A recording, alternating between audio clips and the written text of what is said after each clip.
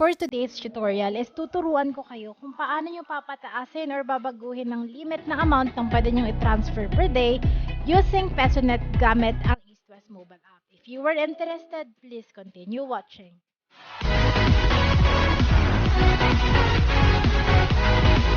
Pupunta lang tayo sa mismong mobile app ni East West.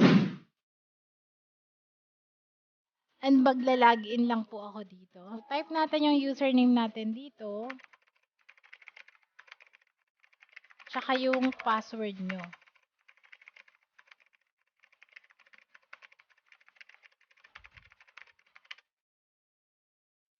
Ayan. Then click login. So pagpasok nyo po sa mismong mobile app ni East West, ang unang mag-a-appear is yung mga account na mini-maintain nyo po sa bangko po ni East West. So para po mabago yung settings na yan, click nyo po yung tatlong dots dito sa right side. And then, meron po dyang mga tab. Yung recent, full, card setting, tsaka fund transfer setting. So, dito po tayo pupunta sa fund transfer setting. Pag click nyo po yan, meron po mag-a-appear na one-time password. So, that is 6-digit number na isi-send sa inyo using yung mobile number na naka-register po sa bank nyo. So, ito po yung tinext sa akin. So, kopyahin lang natin siya, 998834.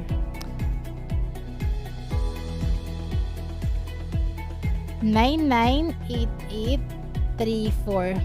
Then, click mo lang yung validate. After that, mag-a-appear ng account number mo and yung current limit mo. So, my current limit is 2 million per day. Pero hindi naman ganun yung mga transaction ko. It's just that I think ito yung pinaka-normal na setting niya or pinaka-default na setting niya once na meron kayong application. Kasi ngayon ko lang din naman gagalawin tong fund transfer setting ng mobile app ko. So, pwede ko siyang pababain.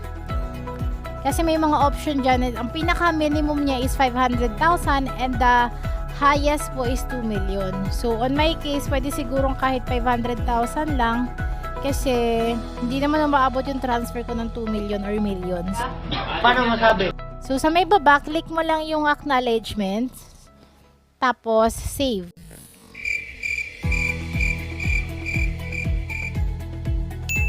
May magpa-prompt na your limit is now updated. So, click OK.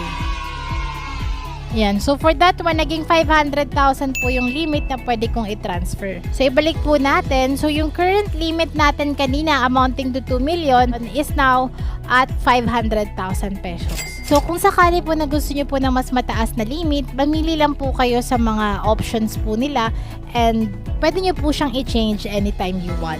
So, kung may natutunan ka, click mo naman yung subscribe button dyan sa baba and i-like mo na rin tong video na to para ma-notify ka sa mga susunod kong uploads. Yun lang. Bye-bye!